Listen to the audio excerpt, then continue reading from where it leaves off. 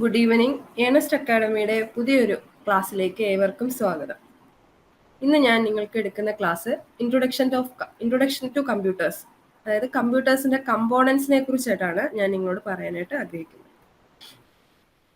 First നമ്മൾ ഈ ഒരു സ്ലൈഡ് പ്രസന്റേഷനിലൂടെ നമ്മൾ പഠിക്കാനായിട്ട് ഉദ്ദേശിക്കുന്ന കാര്യങ്ങൾ: കമ്പ്യൂട്ടർ എന്താണ്, കമ്പ്യൂട്ടറിന്റെ generation, classification of computers, advantages, limitations, പിന്നെ ഇതുമായിട്ട് ബന്ധപ്പെട്ട കുറച്ച് ക്വസ്റ്റ്യൻസ്. ഇത്രയുമാണ് ഞാൻ ഈ ഒരു PPT-യിൽ കൂടി നിങ്ങൾക്ക് പറഞ്ഞു തരാനായിട്ട് ആഗ്രഹിക്കുന്നത്.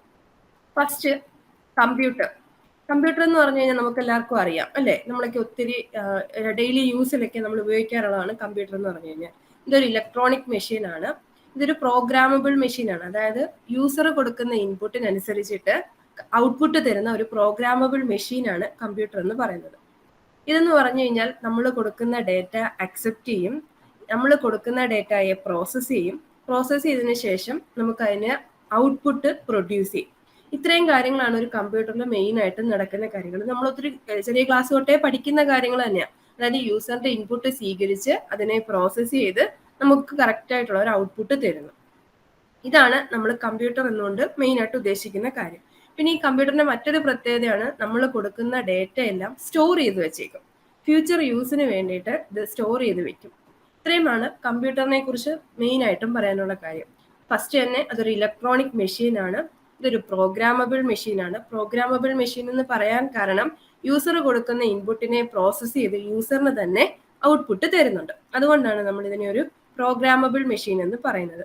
പിന്നെ ഇതിന് മറ്റൊരു പ്രത്യേകതയാണ് റിസൾട്ട് സ്റ്റോർ ചെയ്ത് വെക്കാൻ പറ്റും. ഇനി കമ്പ്യൂട്ടറിനെ കുറിച്ച് പറയുമ്പോൾ നമ്മൾ പ്രധാനമായിട്ടും കുറച്ച് കാര്യങ്ങൾ ഓർത്തിരിക്കണം. ഫസ്റ്റ്, ഇന്ന് നമ്മൾ ഉപയോഗിക്കുന്ന കമ്പ്യൂട്ടറിന്റെ വർക്കിംഗ് പ്രിൻസിപ്പിള് കണ്ടുപിടിച്ചത് ചാൾസ് ബാബേജ് എന്ന് പറയുന്ന ഒരു ഇംഗ്ലീഷ് മാത്തമാറ്റീഷ്യൻ ആണ്. ഇത് നമ്മളുടെ മുമ്പൊക്കെയുള്ള ക്വസ്റ്റ്യൻസിലൊക്കെ ചോദിച്ചിട്ടുള്ള ഒരു ക്വസ്റ്റ്യൻ ആണ് ചാൾസ് ബാബേജിനെ അങ്ങനെ ചോദിക്കാൻ കാരണം എന്ന് പറഞ്ഞാൽ അദ്ദേഹത്തിന് അറിയപ്പെടുന്നത് ഫാദർ ഓഫ് കമ്പ്യൂട്ടർ എന്ന പേരിലാണ് ചാൾസ് ബാബേജിനെ അറിയപ്പെടുന്നത്. അതുകൊണ്ട് തന്നെ ഇത് പ്രീവിയസ് ക്വസ്റ്റ്യൻസിലൊക്കെ ചോദിച്ചിട്ടുണ്ട്, ചാൾസ് ബാബേജിന്റെ ഫാദർ ഓഫ് കമ്പ്യൂട്ടർ ആരാണെന്നുള്ളത്. അദ്ദേഹം ആദ്യമായിട്ട് കണ്ടുപിടിച്ച മെഷീൻ അനലിറ്റിക്കൽ എഞ്ചിൻ എന്നുള്ളതായിരുന്നു. 1833 അദ്ദേഹം കണ്ടുപിടിച്ച മെഷീനാണ് അനലിറ്റിക്കൽ എഞ്ചിൻ. അതിന്റെ ഏറ്റവും സിമ്പിൾ ആയിട്ടുള്ള ഫോമാണ് ഇന്ന് നമ്മൾ യൂസ് ചെയ്യുന്ന കമ്പ്യൂട്ടേഴ്സ് എന്ന് പറയുന്നത്. അതുകൊണ്ടാണ് അദ്ദേഹത്തെ ഫാദർ ഓഫ് ദി കമ്പ്യൂട്ടർ എന്ന് അറിയപ്പെടുന്നത്. ഇനി നമ്മൾ ഇത് പഠിക്കുമ്പോൾ തന്നെ ഇതിന്റെ കൂടെ തന്നെ വേറൊരു കാര്യം കൊണ്ട് ഓർത്തിരിക്കുക: ഫാദർ ഓഫ് മോഡേൺ കമ്പ്യൂട്ടർ ടെക്നോളജിയുടെ ഫാദർ ആരാണെന്നുള്ളത് അത് അലൻ ട്യൂറിംഗ് ആണ്. അപ്പൊ ഈ സ്ലൈഡിൽ കുറച്ച് കാര്യങ്ങൾ എന്നുള്ളത് ഇമ്പോർട്ടന്റ് ആണ്. അതിനകത്ത് ഒന്നാമതായിട്ടുള്ളത് ഫാദർ ഓഫ് മോഡേൺ കമ്പ്യൂട്ടർ ആരാണെന്നുള്ളത് ചാൾസ് ബാബേജ് ആണ്. അദ്ദേഹം കണ്ടുപിടിച്ച മെഷീന്റെ പേരെന്ന് പറയുന്നത് അനലിറ്റിക്കൽ എഞ്ചിൻ. 1833 അദ്ദേഹം ആ ഒരു മെഷീൻ കണ്ടുപിടിച്ചത്. ഇനി മോഡേൺ കമ്പ്യൂട്ടറിന്റെ പിതാവ് എന്നറിയപ്പെടുന്നത് അലൻ ട്യൂറിംഗ് ആണ്. നമ്മൾ കമ്പ്യൂട്ടറിനെ കുറിച്ച് പഠിക്കുമ്പോൾ നമ്മളിപ്പോൾ 2022 അപ്പൊ ഈ ഒരു സമയത്ത് നമ്മൾ ഇതിന്റെ ജനറേഷൻസ്, അതായത് തുടക്കം തൊട്ടുള്ള കാര്യങ്ങൾ നമ്മൾ ജസ്റ്റ് ഒന്ന് അറിഞ്ഞിരിക്കണം. അതിനു വേണ്ടിയിട്ട് കമ്പ്യൂട്ടറിന്റെ ജനറേഷനെ കുറിച്ചിട്ടാണ് പറയുന്നത്. 5 ജനറേഷനാണ് പ്രധാനമായിട്ടും ഉള്ളത്. First generation, second, third, fourth, fifth. നമ്മളിപ്പോൾ നിൽക്കുന്നത് 5th ജനറേഷനാണ്. ഇപ്പൊ നമുക്ക് ഫസ്റ്റ് ജനറേഷനെ കുറിച്ച് നോക്കാം. ഫസ്റ്റ് ജനറേഷന്റെ കാലഘട്ടം എന്ന് പറയുന്നത് 1946 തൊട്ട് 1954 വരെയാണ്. 1946 തൊട്ട് 1954 വരെ. അന്ന് നമ്മൾ ഉപയോഗിച്ചിരുന്ന ഒരു ഇലക്ട്രോണിക്, അല്ലെങ്കിൽ അന്നത്തെ നമ്മുടെ കമ്പ്യൂട്ടറിന്റെ ഇലക്ട്രോണിക് ഉപകരണം എന്ന് പറയുന്നത് വാക്വം ട്യൂബ്സ് ആയിരുന്നു. വാക്വം ട്യൂബ്സ് വെച്ചിട്ടായിരുന്നു അന്നത്തെ കമ്പ്യൂട്ടേഴ്സ് ഒക്കെ യൂസ് ചെയ്തിരുന്നത്.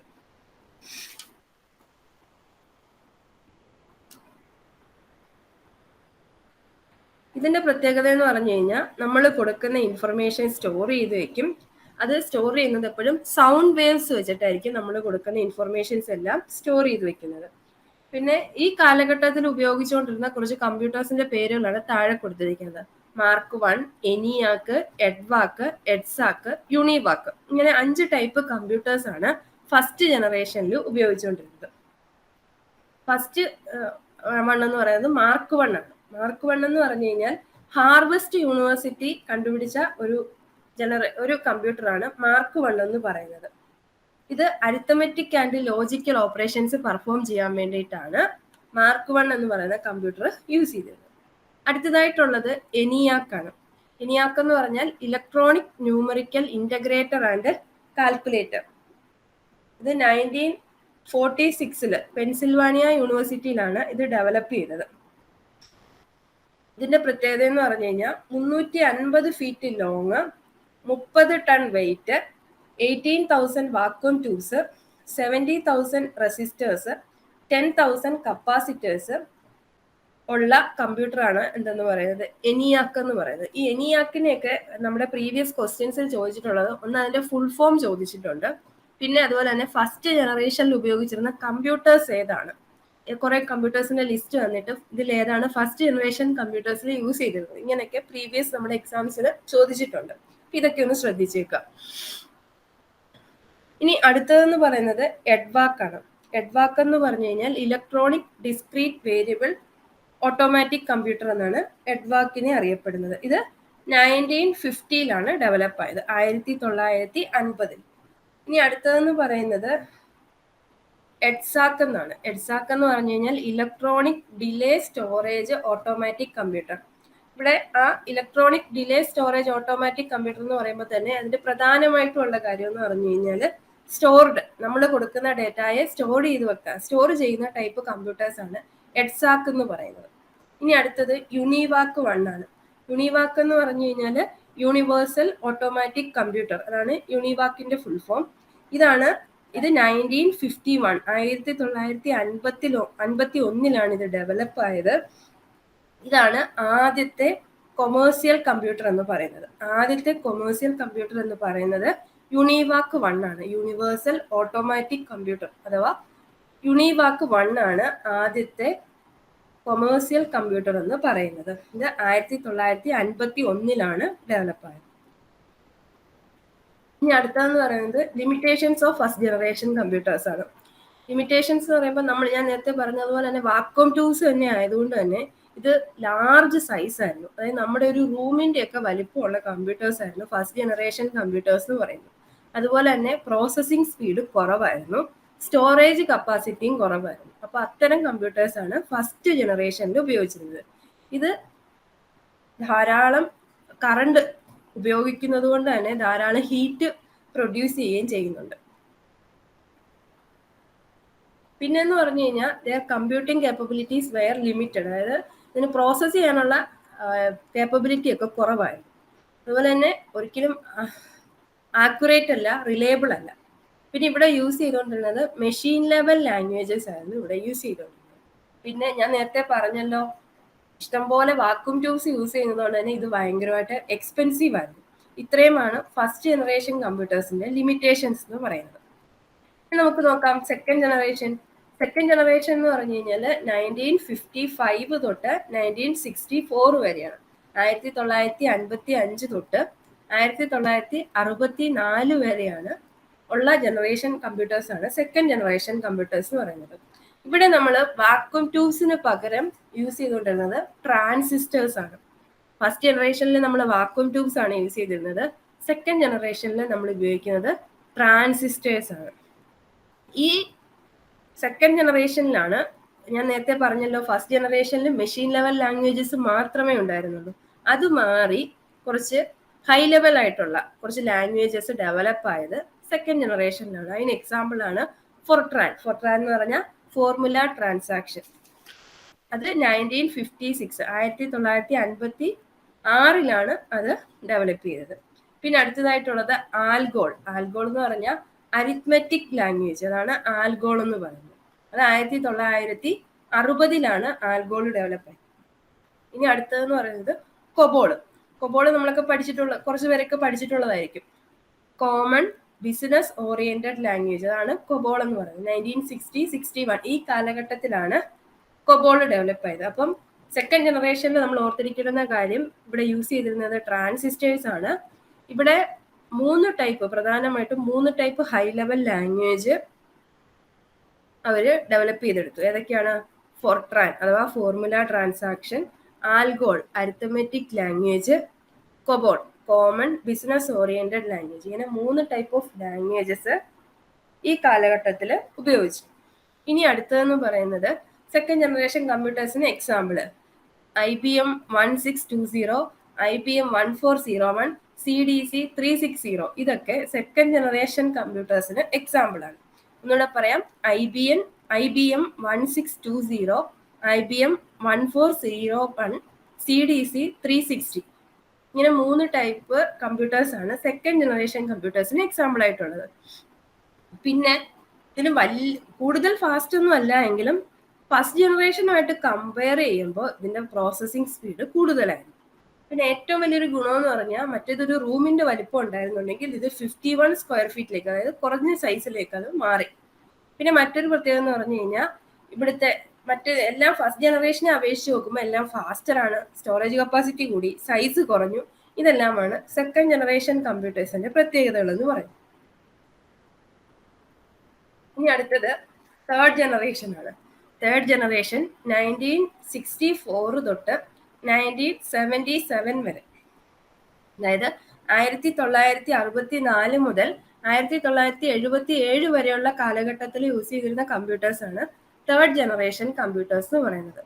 ഇവിടെ നമ്മൾ യൂസ് ചെയ്യുന്നത് ഫസ്റ്റ് ജനറേഷനിൽ നമ്മൾ വാക്വം ട്യൂബ്സ്, സെക്കൻഡ് ജനറേഷനിൽ വന്നപ്പോൾ ട്രാൻസിസ്റ്റേഴ്സ്, അതും മാറി IC ചിപ്സ്, അതല്ലെങ്കിൽ ഇന്റഗ്രേറ്റഡ് സർക്യൂട്ട് ആയിരുന്നു ഇവിടെ നമ്മൾ യൂസ് ചെയ്തിരുന്നത്. തേർഡ് ജനറേഷനിൽ നമ്മൾ യൂസ് ചെയ്യുന്നത് ഇന്റഗ്രേറ്റഡ് സർക്യൂട്ട് ആണ്. ഇവിടെ എന്ന് പറഞ്ഞു കഴിഞ്ഞാൽ ഈ സമയത്ത് ഡെവലപ്പ് ചെയ്ത കമ്പ്യൂട്ടേഴ്സ് എന്ന് പറയുന്നത് IBM 360, ICL 1900, IBM 370 and VAX 750. ഈ ടൈപ്പ് കമ്പ്യൂട്ടേഴ്സ് എല്ലാം ഡെവലപ്പ് ആയത് തേർഡ് ജനറേഷനിലാണ്.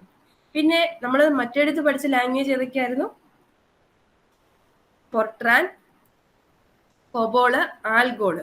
ഇവിടെ വന്നപ്പോഴത്തേക്കും ബേസിക് എന്ന് പറയുന്ന പുതിയൊരു ലാംഗ്വേജും കൂടി യൂസ് ചെയ്തു, ഡെവലപ്പ് ചെയ്തു. Basic, beginners all purpose symbolic instructions code, അതാണ് ബേസിക് എന്ന് പറയുന്നത്. ഈ ലാംഗ്വേജ് ഡെവലപ്പ് ചെയ്തത് തേർഡ് ജനറേഷനിലാണ്.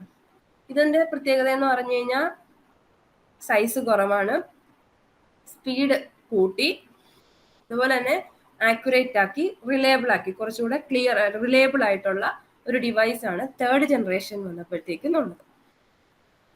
ഇവിടെ വെച്ചിട്ടാണ് large scale integration, very large scale integration, ഈ സാധനങ്ങളൊക്കെ ഡെവലപ്പ് ആയത് തേർഡ് ജനറേഷനിൽ വെച്ചിട്ടാണ്. പിന്നെ വേറൊരു കാര്യങ്ങളുണ്ട്, മിനി കമ്പ്യൂട്ടേഴ്സ് ഡെവലപ്പ് ആയതും തേർഡ് ജനറേഷനിൽ വെച്ചിട്ടാണ്. അപ്പൊ തേർഡ് ജനറേഷനിൽ ഓർത്തിരിക്കേണ്ടുന്ന കാര്യം, ട്രാൻസിസ്റ്റേഴ്സിന് പകരം നമ്മൾ യൂസ് ചെയ്തത് ഇന്റഗ്രേറ്റഡ് സർക്യൂട്ട് ആണ്. പിന്നെ ഇവിടെ വെച്ചിട്ടാണ് ബേസിക് എന്ന് പറഞ്ഞാൽ beginners all purpose symbolic instruction code, അതാണ് അതിന്റെ ഫുൾ ഫോം. ഈ ലാംഗ്വേജ് ഡെവലപ്പ് ചെയ്തത് തേർഡ് ജനറേഷനിൽ വെച്ചിട്ടാണ്.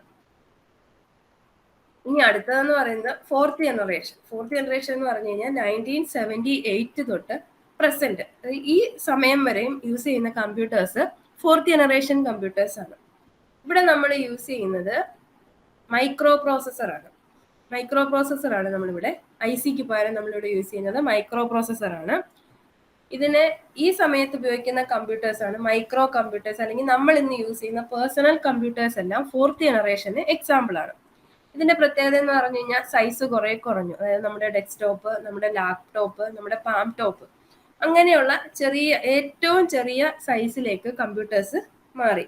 പിന്നെ ഇതിന്റെ മറ്റൊരു പ്രത്യേകത എന്ന് പറഞ്ഞാൽ ഹൈ സ്പീഡ് ഓഫ് പ്രോസസ്സിംഗ് ആണ്, 100% ആക്യുറേറ്റ് ആണ്, റിലയബിൾ ആണ്, വേഴ്സറ്റൈൽ ആണ്.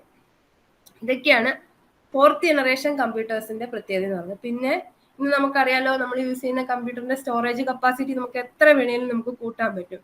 ഇപ്പൊ എല്ലാം TB വെച്ചിട്ടാണ് നമ്മൾ പറയുന്നത്. അതായത് ലാർജ് സ്റ്റോറേജ് കപ്പാസിറ്റി ഉള്ള കമ്പ്യൂട്ടേഴ്സ് ആണ് ഫോർത്ത് ജനറേഷൻ കമ്പ്യൂട്ടേഴ്സ് എന്ന് പറയുന്നത്.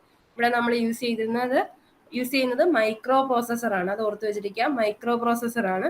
പിന്നെ നമ്മൾ ഇന്ന് യൂസ് ചെയ്യുന്ന ഡെസ്ക്ടോപ്പും ലാപ്ടോപ്പും പാം ടോപ്പും എല്ലാം ഇതിന്റെ എക്സാമ്പിൾ ആണ്. ഇനി അടുത്തത് ഫിഫ്ത്ത് ജനറേഷൻ ആണ്. ഫിഫ്ത്ത് ജനറേഷൻ കമ്പ്യൂട്ടേഴ്സ് എന്ന് പറഞ്ഞാൽ പ്രസന്റ് ആൻഡ് ഫ്യൂച്ചർ, അതായത് ഇപ്പോൾ ഉള്ളതും ഇനി വരാനിരിക്കുന്നതുമായിട്ടുള്ള എല്ലാ കമ്പ്യൂട്ടേഴ്സും വരുന്നത് ഫിഫ്ത്ത് ജനറേഷൻ കമ്പ്യൂട്ടേഴ്സ് ആണ്. ഇവിടെ നമ്മൾ യൂസ് ചെയ്യുന്നത് ആർട്ടിഫിഷ്യൽ ഇന്റലിജൻസ് ആണ്. ആർട്ടിഫിഷ്യൽ ഇന്റലിജൻസ് എന്ന് പറഞ്ഞാൽ കൃത്രിമ ബുദ്ധി, അതായത് ഇനി കമ്പ്യൂട്ടർ തന്നെ സ്വയം കാര്യങ്ങൾ തീരുമാനിച്ച് ചെയ്യുന്ന രീതിയിലേക്കുള്ള കമ്പ്യൂട്ടേഴ്സിനെയാണ് ഇനി നമ്മൾ ഡെവലപ്പ് ചെയ്യാനായിട്ടുള്ളത്. ഇവിടെ യൂസ് ചെയ്യുന്നത് ultra large scale integration chips ആണ് നമ്മളിവിടെ യൂസ് ചെയ്യുന്നത്. Ultra large scale integration chips ആണ് ഫിഫ്ത്ത് ജനറേഷൻ കമ്പ്യൂട്ടേഴ്സിൽ നമ്മൾ യൂസ് ചെയ്യുന്നത്.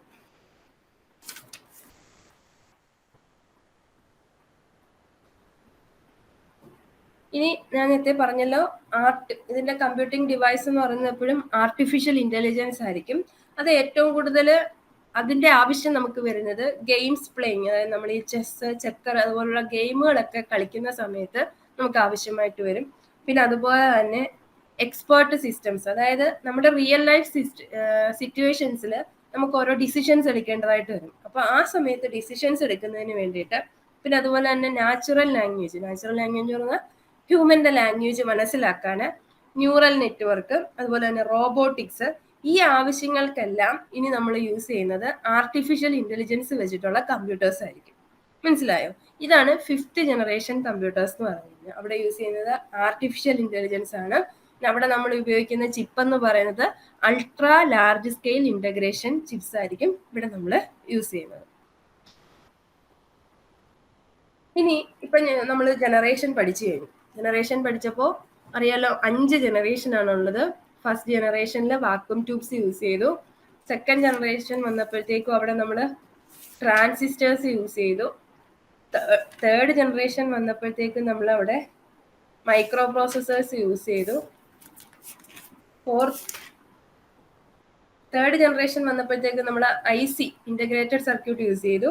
4th ജനറേഷൻ വന്നപ്പോഴത്തേക്കും നമ്മൾ മൈക്രോ പ്രോസസ്സേഴ്സ്. 5th ജനറേഷൻ വന്നപ്പോഴത്തേക്കും ultra large scale integration chips ആണ് നമ്മൾ അവിടെ യൂസ് ചെയ്തത്. ഇത്രയുമാണ് കമ്പ്യൂട്ടർ ജനറേഷനെ പറ്റിയിട്ട് പറയാനുള്ളത്. അടുത്തതെന്ന് പറയുന്നത് ക്ലാസിഫിക്കേഷൻ ഓഫ് കമ്പ്യൂട്ടേഴ്സ് ആണ്. ക്ലാസിഫിക്കേഷൻ ഓഫ് കമ്പ്യൂട്ടേഴ്സ് നമുക്കറിയാം, ഓൾമോസ്റ്റ് നമുക്ക് കുറെ കാര്യങ്ങൾ അറിയാം. എന്നാൽ ഈ കമ്പ്യൂട്ടറിനെ ക്ലാസിഫൈ ചെയ്യുന്നത് എന്തിന്റെയൊക്കെ ബേസിസിലാണെന്ന് ആദ്യം നമുക്ക് നോക്കാം. ഒന്നെന്ന് പറയുന്നത് പ്രിൻസിപ്പിൾ ഓഫ് ഓപ്പറേഷൻ, അതായത് അതിന്റെ വർക്കിംഗ് എങ്ങനെയാണോ അതിന്റെ വർക്കിംഗ് പ്രിൻസിപ്പിൾ അത് വെച്ചിട്ട്. പിന്നെ അടുത്തതായിട്ടുള്ളത് computing power, memory capacity and cost, അതായത് അതിന്റെ സ്റ്റോറേജ് കപ്പാസിറ്റി, അതുപോലെ തന്നെ അതിന്റെ വില, അത് നോക്കിയിട്ടൊക്കെ നമുക്ക് ഡിവൈഡ് ചെയ്യാം. പിന്നെ അടുത്തതെന്ന് പറയുന്നത് ടെക്നോളജിക്കൽ ഡെവലപ്മെന്റ്, അതായത് ഇന്നത്തെ ഡെവലപ്മെന്റിനനുസരിച്ചിട്ടുള്ള കമ്പ്യൂട്ടേഴ്സ്. ഇങ്ങനെ 3 രീതിയിലാണ് നമ്മൾ കമ്പ്യൂട്ടേഴ്സിനെ ഡിവൈഡ് ചെയ്തേക്കുന്നത്. മനസ്സിലായോ? Principle of operation, computing power, memory capacity and cost, technological development, 3 രീതിയിൽ നമുക്ക് കമ്പ്യൂട്ടേഴ്സിനെ ഡിവൈഡ് ചെയ്യാം. ഫസ്റ്റ് വൺ എന്ന് പറയുന്നത് principle of operation. Principle of operation വെച്ചിട്ട് കമ്പ്യൂട്ടേഴ്സിനെ 3ആയിട്ട് ഡിവൈഡ് ചെയ്തിട്ടുണ്ട്. ഒന്നെന്ന് പറയുന്നത് അനലോഗ് കമ്പ്യൂട്ടർ, രണ്ടെന്ന് പറയുന്നത് ഡിജിറ്റൽ കമ്പ്യൂട്ടർ, 3 ഹൈബ്രിഡ് കമ്പ്യൂട്ടേഴ്സ്. ഏതൊക്കെയാ? Analog computer, digital computer, hybrid computer. ഇനി first one analog computers. Analog computer എന്ന് പറഞ്ഞു കഴിഞ്ഞാൽ ഇപ്പം കണ്ടിന്യൂസ് ആയിട്ട് ചേഞ്ച് ആവുന്ന ഒന്നുകിൽ കറന്റ്, ടെമ്പറേച്ചർ, പ്രഷർ, ഇതിന്റെയൊക്കെ ക്വാണ്ടിറ്റീസ് എടുക്കാനും ആ ക്വാണ്ടിറ്റീസ് കൺവേർട്ട് ചെയ്ത് എന്ത് കമ്പ്യൂട്ടേഷൻ, എന്ത് പ്രോസസ് ആണോ നടത്തേണ്ടത് അത് നടത്താനും വേണ്ടിയിട്ട് നമ്മൾ യൂസ് ചെയ്യുന്ന ടൈപ്പ് ഓഫ് കമ്പ്യൂട്ടേഴ്സിനെയാണ് നമ്മൾ അനലോഗ് കമ്പ്യൂട്ടേഴ്സ് എന്ന് പറയുന്നത്. അതായത് ഇപ്പൊ നമ്മൾ നേരത്തെ കറണ്ടിന്റെ കാര്യങ്ങൾ, കറണ്ടൊക്കെ നമ്മൾ അനലൈസ് ചെയ്യാന്, അതുപോലെ തന്നെ ടെമ്പറേച്ചർ, അതുപോലെ തന്നെ പ്രഷർ, ഈ കാര്യങ്ങളെല്ലാം അനലൈസ് ചെയ്തിട്ട് അതിന്റെ ക്വാണ്ടിറ്റി എടുത്തിട്ട് അതിനെ എന്താണോ എന്ത് പ്രോസസ് ആണോ ചെയ്യേണ്ടത് ആ പ്രോസസ്സ് ചെയ്യാൻ വേണ്ടിയിട്ട് യൂസ് ചെയ്യുന്ന കമ്പ്യൂട്ടേഴ്സിനെയാണ് അനലോഗ് കമ്പ്യൂട്ടേഴ്സ് എന്ന് പറയുന്നത്. ഇത് ഏറ്റവും കൂടുതൽ ഉപയോഗിക്കുന്നത് എഞ്ചിനീയറിങ്ങിനും അതുപോലെ തന്നെ സയന്റിഫിക് ആപ്ലിക്കേഷൻസിനും വേണ്ടിയിട്ട് യൂസ് ചെയ്യുന്ന കമ്പ്യൂട്ടേഴ്സ് ആണ് അനലോഗ് കമ്പ്യൂട്ടേഴ്സ്. അതായത് നമ്മൾ ഇന്ന് യൂസ് ചെയ്യുന്ന തെർമോമീറ്റർ, സ്പീഡോമീറ്റർ, അനലോഗ് ക്ലോക്ക്, ഇവിടെ എല്ലാം നമ്മൾ യൂസ് ചെയ്യുന്നത് അനലോഗ് കമ്പ്യൂട്ടേഴ്സിന്റെ പ്രിൻസിപ്പിൾ. ഇപ്പൊ മനസ്സിലായോ അനലോഗ് കമ്പ്യൂട്ടേഴ്സ് എന്ന് പറഞ്ഞു കഴിഞ്ഞാൽ എന്താണെന്ന്? ഇനി അടുത്തതെന്ന് പറയുന്നത് ഡിജിറ്റൽ കമ്പ്യൂട്ടേഴ്സ് ആണ്. ഡിജിറ്റൽ കമ്പ്യൂട്ടേഴ്സ് വർക്ക്സ് വിത്ത് ഡിജിറ്റൽ ഡേറ്റ, അതായത് നമ്മൾ യൂസ് ചെയ്യുന്ന നമ്മുടെ ബൈനറി നമ്പർ സിസ്റ്റം ഉണ്ടല്ലോ, 0യും 1ഉം വെച്ചിട്ടുള്ള, അപ്പൊ ആ ബൈനറി നമ്പർ സിസ്റ്റം വെച്ചിട്ട് വർക്ക് ചെയ്യുന്ന കമ്പ്യൂട്ടേഴ്സ് ആണ് ഡിജിറ്റൽ കമ്പ്യൂട്ടേഴ്സ് എന്ന് പറയുന്നത്. അവിടെ 0 എന്ന് പറഞ്ഞു കഴിഞ്ഞാൽ ഓഫും 1 എന്ന് പറഞ്ഞു കഴിഞ്ഞാൽ ഓണും ആയിരിക്കും വരുന്നത്. മനസ്സിലായോ? ഡിജിറ്റൽ കമ്പ്യൂട്ടേഴ്സ് എന്ന് പറഞ്ഞു കഴിഞ്ഞാൽ ഡിജിറ്റൽ ഡേറ്റ വെച്ചിട്ടായിരിക്കും അത് വർക്ക് ചെയ്യുന്നത്. അതിനകത്ത് നമ്മൾ യൂസ് ചെയ്യുന്ന നമ്പർ സിസ്റ്റം എന്ന് പറയുന്നത് ബൈനറി നമ്പർ സിസ്റ്റം ആണ്. അവിടെ 0 എന്ന് പറഞ്ഞു കഴിഞ്ഞാൽ ഓഫും 1 എന്ന് പറഞ്ഞു കഴിഞ്ഞാൽ ഓണും. ഇനി ഇതിനെ 2ആയിട്ട് തിരിച്ചിട്ടുണ്ട്. ഒന്നെന്ന് പറയുന്നത് സ്പെഷ്യൽ പർപ്പസ് കമ്പ്യൂട്ടേഴ്സും മറ്റൊന്നെന്ന് പറയുന്നത് ജനറൽ പർപ്പസ് കമ്പ്യൂട്ടേഴ്സും. സ്പെഷ്യൽ സ്പെഷ്യൽ പർപ്പസ് കമ്പ്യൂട്ടേഴ്സ് എന്ന് പറഞ്ഞു കഴിഞ്ഞാൽ സ്പെസിഫിക് ടൈപ്പ് ഓഫ് പ്രോബ്ലംസ്, അതായത് നമ്മൾ ഈ ഷിപ്പിൽ അതുപോലെ തന്നെ എയർക്രാഫ്റ്റ് ഇങ്ങനെയുള്ള സ്ഥലങ്ങളിൽ നമുക്ക് യൂസ് ചെയ്യാൻ വേണ്ടിയിട്ട് നമ്മൾ യൂസ് ചെയ്യുന്ന കമ്പ്യൂട്ടേഴ്സ് ആണ് സ്പെഷ്യൽ പർപ്പസ് കമ്പ്യൂട്ടേഴ്സ് എന്ന് പറയുന്നത്. ഇനി അടുത്ത ജനറൽ പർപ്പസ് കമ്പ്യൂട്ടേഴ്സ് എന്ന് പറഞ്ഞാൽ ഇന്ന് നമ്മൾ യൂസ് ചെയ്യുന്ന കമ്പ്യൂട്ടേഴ്സ് എല്ലാം ജനറൽ പർപ്പസ് കമ്പ്യൂട്ടേഴ്സിന് എക്സാമ്പിൾ ആണ്. അവിടെ എന്ന് പറഞ്ഞാൽ വൈഡ് വെറൈറ്റി ഓഫ് നമ്മൾ യൂസ് ചെയ്യുന്ന നമുക്ക് ഇന്ന് വരുന്ന എന്ത് പ്രോബ്ലംസും സോൾവ് ചെയ്യാൻ വേണ്ടിയിട്ട് നമ്മൾ യൂസ് ചെയ്യുന്നത് ജനറൽ പർപ്പസ് കമ്പ്യൂട്ടേഴ്സ് ആണ്. പിന്നെ ഇതിന്റെ പ്രത്യേകത എന്ന് പറഞ്ഞു കഴിഞ്ഞാൽ എല്ലാ ടൈപ്പ് ഡേറ്റയും സ്റ്റോർ ചെയ്ത് വെക്കാൻ പറ്റും, അതിനെല്ലാം നമുക്ക് പ്രോസസ് ചെയ്യാനും പറ്റും. അതാണ് ജനറൽ പർപ്പസ് കമ്പ്യൂട്ടേഴ്സ് എന്ന് പറയുന്നത്. അപ്പം ഓർത്ത് വെച്ചിരിക്കുക, ഡിജിറ്റൽ കമ്പ്യൂട്ടറിനെ രണ്ടായിട്ട് തിരിച്ചിട്ടുണ്ട്, സ്പെഷ്യൽ പർപ്പസും ജനറൽ പർപ്പസും. സ്പെഷ്യൽ പർപ്പസ് എന്ന് പറഞ്ഞാൽ മനസ്സിലായല്ലോ, സ്പെസിഫിക് ടൈപ്പ് ഓഫ് പ്രോഗ്രാംസ്, അതായത് ഷിപ്പ് എയർക്രാഫ്റ്റ് തുടങ്ങിയുള്ള സ്ഥലങ്ങളിൽ യൂസ് ചെയ്യാൻ വേണ്ടി നമ്മൾ യൂസ് ചെയ്യുന്നത് സ്പെഷ്യൽ പർപ്പസ് ആയിരിക്കും. ജനറൽ പർപ്പസ് എന്ന് പറഞ്ഞാൽ ഇന്ന് നമ്മൾ കാണുന്ന എല്ലാം വൈഡ് വെറൈറ്റി ഓഫ് പ്രോഗ്രാംസിനെ സോൾവ് ചെയ്യാൻ വേണ്ടിയിട്ട് നമ്മൾ യൂസ് ചെയ്യുന്നത് ജനറൽ പർപ്പസ് കമ്പ്യൂട്ടേഴ്സ് ആയിരിക്കും. ഇനി അടുത്തതെന്ന് പറയുന്നത് ഹൈബ്രിഡ് കമ്പ്യൂട്ടേഴ്സ് ആണ്. ഹൈബ്രിഡ് കമ്പ്യൂട്ടേഴ്സ് എന്ന് പറഞ്ഞു കഴിഞ്ഞാൽ അനലോഗിന്റെയും ഡിജിറ്റലിന്റെയും ഒരു കോമ്പിനേഷൻ ആണ് എന്തെന്ന് പറയുന്നത് ഹൈബ്രിഡ് കമ്പ്യൂട്ടേഴ്സ് എന്ന് പറയുന്നത്. അവിടെ നമുക്ക് അനലോഗ് ഡേറ്റയും പറ്റും, ഡിജിറ്റൽ ഡേറ്റയും പറ്റും. ഇത് ഏറ്റവും കൂടുതൽ നമ്മൾ യൂസ് ചെയ്യുന്നത് ഹോസ്പിറ്റൽസിലേക്കാണ്. അതായത് ഒരു പേഷ്യന്റിന്റെ ഹാർട്ട് ഫങ്ഷൻ നോക്കുക, ടെമ്പറേച്ചർ നോക്കുക, BP ബ്ലഡ് പ്രഷർ നോക്കുക, ഈ കാര്യങ്ങൾക്കൊക്കെ നമ്മൾ യൂസ് ചെയ്യുന്നത് ഹൈബ്രിഡ് കമ്പ്യൂട്ടേഴ്സ് ആയിരിക്കും. കൂടാതെ തന്നെ സ്പേസ് ഷിപ്പില് മിസൈൽ സിസ്റ്റത്തിലൊക്കെ നമ്മൾ യൂസ് ചെയ്യുന്നത് ഹൈബ്രിഡ് കമ്പ്യൂട്ടേഴ്സ് ആണ്. അതുപോലെ തന്നെ നമ്മളിത് നേരത്തെ പറഞ്ഞതാ, സയന്റിഫിക് ആപ്ലിക്കേഷൻസ് അനലോഗിൽ നമ്മൾ യൂസ് ചെയ്യുന്നുണ്ട്, അതുകൊണ്ട് തന്നെ അതിനെ നമുക്ക് ഇവിടെയും യൂസ് ചെയ്യാൻ പറ്റും. പിന്നെ ഇൻഡസ്ട്രിയൽ വ്യാവസായിക ആവശ്യങ്ങൾക്ക് നമ്മൾ യൂസ് ചെയ്യുന്നത് ഹൈബ്രിഡ് കമ്പ്യൂട്ടേഴ്സ് തന്നെയാണ്. അപ്പൊ ഹൈബ്രിഡ് കമ്പ്യൂട്ടേഴ്സ് എന്ന് പറഞ്ഞു കഴിഞ്ഞാൽ അനലോഗും ഉണ്ടാവും, ഡിജിറ്റലും ഉണ്ടാവും. അനലോഗ് ഡേറ്റയും ഉണ്ടാവും, ഡിജിറ്റൽ ഡേറ്റയും ഉണ്ടാവും. അത്തരം കമ്പ്യൂട്ടേഴ്സിനെയാണ് നമ്മൾ ഹൈബ്രിഡ് കമ്പ്യൂട്ടേഴ്സ് എന്ന് പറയുന്നത്. ഇനി ഫസ്റ്റ് നമ്മൾ നോക്കിയത് based on the principle of operations വെച്ചിട്ട് 3 ടൈപ്പ് കമ്പ്യൂട്ടർ ഉണ്ട്. ഏതൊക്കെയാണ്? Analogue, digital, hybrid. ഇനി അടുത്തതെന്ന് പറയുന്നത് computing power, memory capacity and cost. ഈ 3 കാര്യങ്ങൾ വെച്ചുകൊണ്ട് കമ്പ്യൂട്ടേഴ്സിനെ 4ആയിട്ട് തിരിച്ചിട്ടുണ്ട്. First one micro computer, mini computer, mainframe computer, super computer. ഇങ്ങനെ 4ആയിട്ട് തിരിച്ചിട്ടുണ്ട്. Micro, mini, mainframe, super. First one എന്ന് പറയുന്നത് മൈക്രോ കമ്പ്യൂട്ടേഴ്സ് ആണ്. ഇത് 1970 ഡെവലപ്പ് ചെയ്ത കമ്പ്യൂട്ടേഴ്സ് ആണ് മൈക്രോ കമ്പ്യൂട്ടേഴ്സ് എന്ന് പറയുന്നത്. ഇതിന് എക്സാമ്പിൾ ആണ് നമ്മൾ ഇന്ന് യൂസ് ചെയ്യുന്ന PC-യും ആപ്പിളിന്റെ മാക്കിൻടോഷ് ലാപ്പൊക്കെ നമുക്ക് ഇതിന് എക്സാമ്പിൾ ആണ്. ഇതിനകത്ത് വരുന്ന ടൈപ്സ് ആണ്. First one desktop computers. Desktop computers എന്ന് പറഞ്ഞാൽ എന്താ? നമുക്കൊരു ടേബിളിലോ അല്ലെങ്കിൽ ഒരു ഡെസ്ക്ടോപ്പിലോ വെച്ച് നമുക്ക് യൂസ് ചെയ്യാൻ പറ്റുന്ന ടൈപ്പ് കമ്പ്യൂട്ടേഴ്സ് ആണ് ഡെസ്ക്ടോപ്പ് കമ്പ്യൂട്ടേഴ്സ് എന്ന് പറയുന്നത്. ഇനി അടുത്തതെന്ന് പറഞ്ഞു കഴിഞ്ഞാൽ പോർട്ടബിൾ കമ്പ്യൂട്ടേഴ്സ് ആണ്.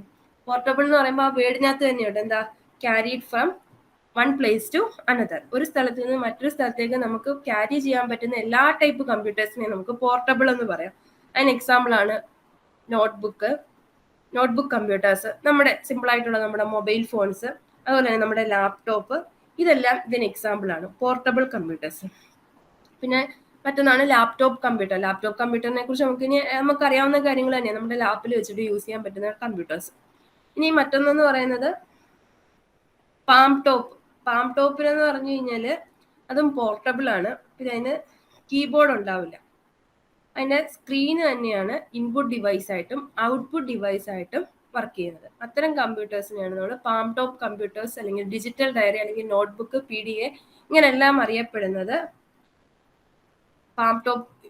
ഇങ്ങനെല്ലാം അറിയപ്പെടുന്ന കമ്പ്യൂട്ടേഴ്സിന്റെ പ്രത്യേകത എന്ന് പറയുന്നത് ഇൻപുട്ടും ഔട്ട്പുട്ടും അതിന്റെ സ്ക്രീൻ തന്നെയായിരിക്കും.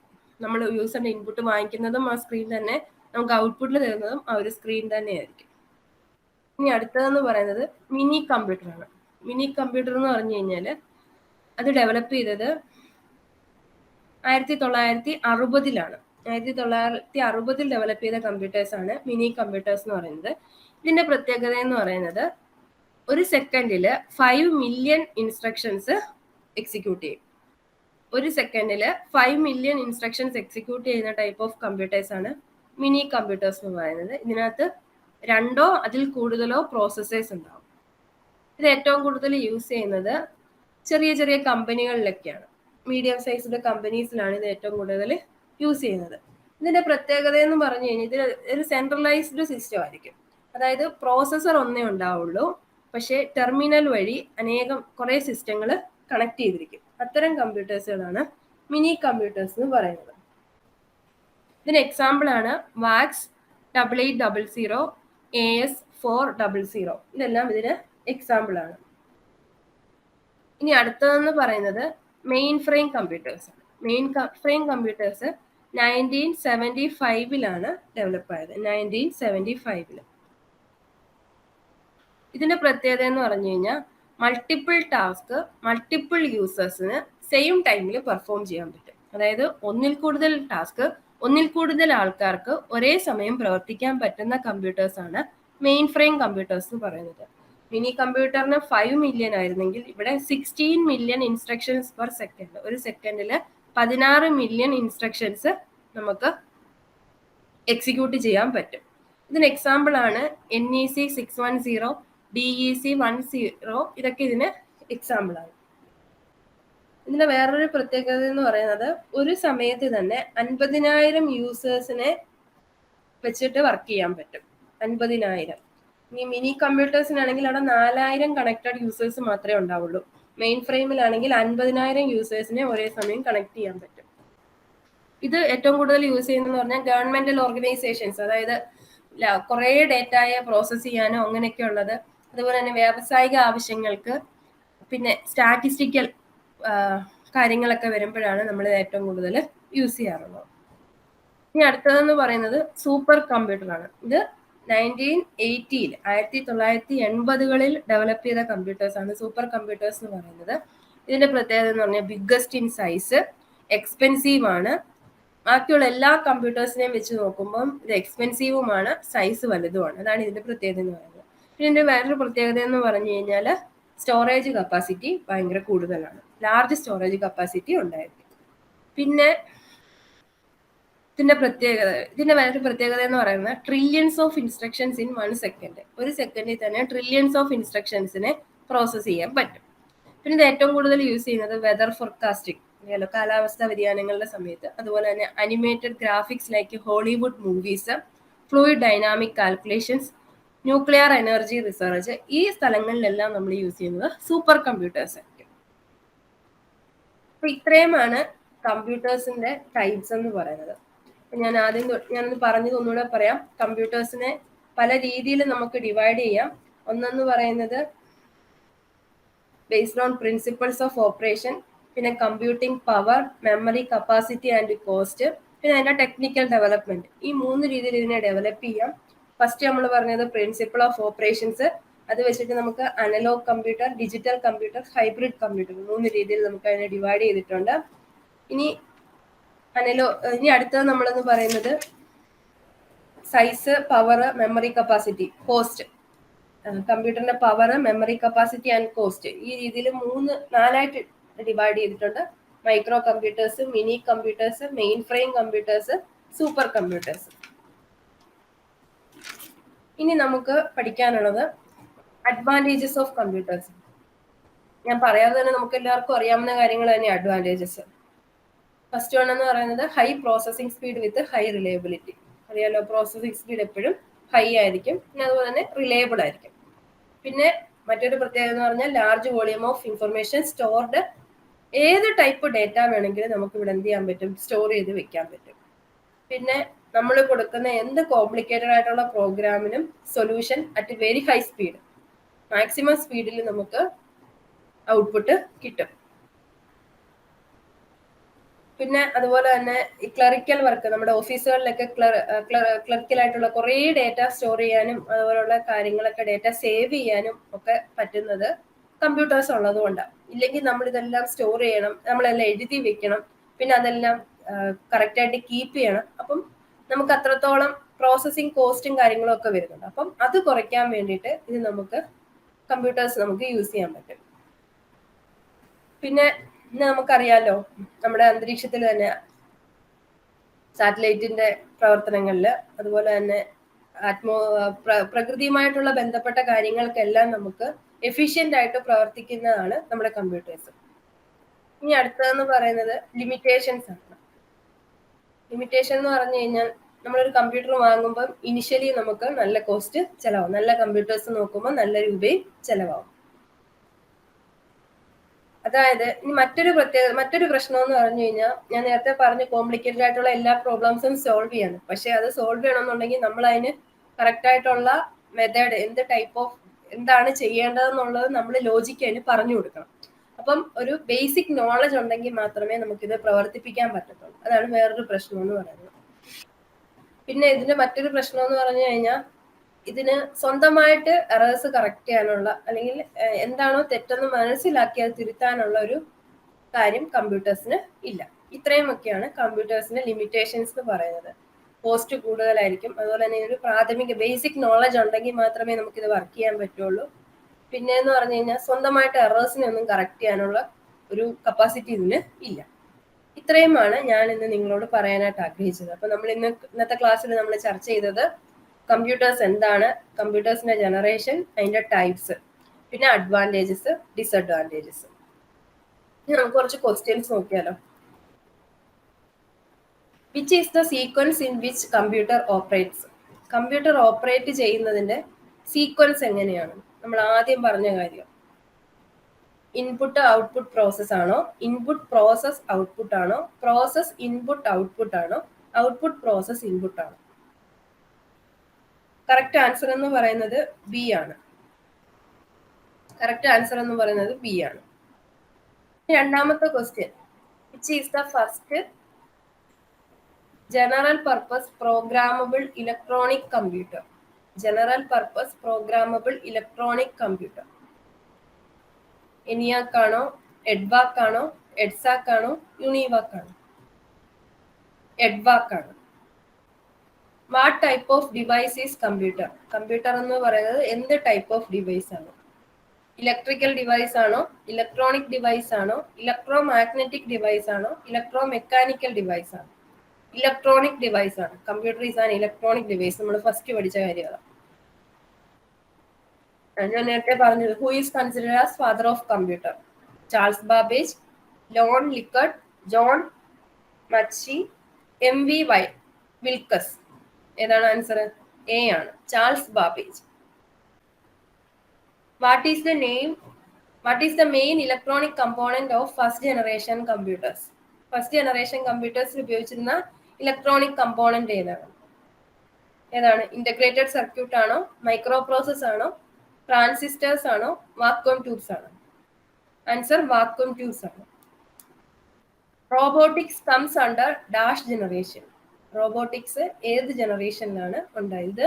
ജൂനിയർ ഇൻസ്ട്രക്ടറിന്റെ 2017 ചോദിച്ച ക്വസ്റ്റ്യൻ ആണ്. ഏത് ജനറേഷൻ ആണ്? സെക്കൻഡ് ആണോ, തേർഡ് ആണോ, ഫോർത്ത് ആണോ, ഫിഫ്ത്ത് ആണോ? ഫിഫ്ത്ത് ജനറേഷനിലാണ് റോബോട്ടിക്സ് വന്നത്. അടുത്ത, second generation computer used dash technology for processing data? Second generation കമ്പ്യൂട്ടേഴ്സിൽ യൂസ് ചെയ്തിരുന്നത് ഏത് ടെക്നോളജി ആണെന്നത്? Transistor, integrated circuit, vacuum tube, very large scale integration. ഏതാണ്? ട്രാൻസിസ്റ്റർ ആണ്. അടുത്തത്, dash language was used to perform second generation computer? Second generation കമ്പ്യൂട്ടേഴ്സിൽ ഞാനന്ന് അപ്പൊ പറഞ്ഞായിരുന്നു, ഹൈ ലെവൽ ലാംഗ്വേജസ് ആയ ഡാഷ് ഡാഷ് ഒക്കെ നമ്മൾ യൂസ് ചെയ്തിരുന്നത്. ഏതൊക്കെയാണ്? ഫോർട്രാൻ ആണോ, കൊബോൾ ആണോ, ഇനി എയും ബിയും ഉണ്ടോ, എ ഓർ ബി ആണോ? ഏതാണ് ആൻസർ? ഫോർട്രാൻ, അതായത് ഫോർമുല ട്രാൻസാക്ഷനും common business oriented language COBOL, ഇത് രണ്ടും യൂസ് ചെയ്തിരുന്നു. അതായത് നമ്മുടെ ആൻസർ എന്ന് പറയുന്നത് സി ആണ്. ഇനി നോക്കിയേ, A computer having large processing power used for scientific research, simulation of experiments, nuclear research, high power number crunching etcetera is called. അതായത് ഈ കാര്യങ്ങൾക്കൊക്കെ വേണ്ടി യൂസ് ചെയ്തിരുന്ന കമ്പ്യൂട്ടേഴ്സ് ഏതാണെന്നുള്ളത്? സ്മാർട്ട് ഫോൺ ആണോ, മൈക്രോ കമ്പ്യൂട്ടർ ആണോ, വർക്ക് സ്റ്റേഷൻ കമ്പ്യൂട്ടർ ആണോ, super computer ആണോ? നമ്മൾ ന്യൂക്ലിയർ റിസർച്ച് ഒക്കെ ഓൾറെഡി പറഞ്ഞതാ. സൂപ്പർ കമ്പ്യൂട്ടേഴ്സ് ആണ് ആൻസർ. Super computers. ഇനി അടുത്തത്, laptops, tab, mobile phone, raspberry pi etcetera are classified under? അതായത് ഈ കമ്പ്യൂട്ടേഴ്സ് എല്ലാം എന്തിന്റെ അടിയിലാണ് വരുന്നത്? സൂപ്പർ കമ്പ്യൂട്ടേഴ്സിന്റെ ആണോ, മെയിൻ ഫ്രെയിം കമ്പ്യൂട്ടേഴ്സിന്റെ ആണോ, മിനി കമ്പ്യൂട്ടറിന്റെ ആണോ, മൈക്രോ കമ്പ്യൂട്ടേഴ്സിന്റെ ആണോ? ആൻസർ മൈക്രോ കമ്പ്യൂട്ടർ ആണ്. Micro computer. Junior instructor COPA notification, PSCയുടെ നോട്ടിഫിക്കേഷൻ വന്നത് നിങ്ങൾ അറിഞ്ഞു കാണുമല്ലോ. അപ്പോൾ ഇതിൻ്റെ ട്രെയിനിങ് ഓൺലൈനായിട്ട് തന്നെ ഏണസ്റ്റ് അക്കാഡമി സ്റ്റാർട്ട് ചെയ്യാൻ പോവുകയാണ്. ഇവിടെ നമ്മൾ ഓൺലൈൻ കോച്ചിങ്ങും അതുപോലെ തന്നെ ക്വസ്റ്റ്യൻ പേപ്പർ ഡിസ്കഷനും ഇൻഡിവിജ്വൽ ആയിട്ടുള്ള ഓരോ കാൻഡിഡേറ്റ്സിനോടുമുള്ള ഇൻഡിവിജ്വൽ ഡിസ്കഷനും ഉണ്ടായിരിക്കും. നിങ്ങൾക്കിതിനെക്കുറിച്ച് കൂടുതലായിട്ട് അറിയുവാൻ ആഗ്രഹിക്കുന്നുണ്ടെങ്കിൽ താഴെ കാണുന്ന ഇപ്പോൾ നമ്മുടെ ഈ സ്ക്രീനിൽ കാണുന്ന നമ്പറുമായിട്ട് ബന്ധപ്പെടുക. നിങ്ങൾക്ക് ഇതിനെക്കുറിച്ച് കൂടുതൽ കാര്യങ്ങൾ അറിയാൻ കഴിയും. നല്ലൊരു കരിയർ എല്ലാവർക്കും ഉണ്ടാകട്ടെ എന്ന് ആശംസിക്കുന്നു.